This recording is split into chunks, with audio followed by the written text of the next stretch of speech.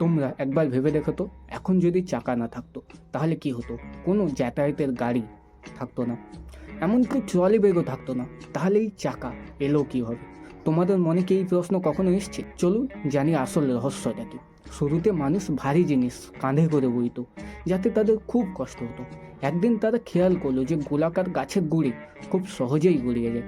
এই ভাবনা থেকে ধীরে ধীরে তৈরি হলো চাকা। প্রায় 5 থেকে 6 হাজার বছর আগে প্রাচীন মেসোপটেমিয়া অঞ্চলে প্রথম চাকার ব্যবহার দেখা যায়।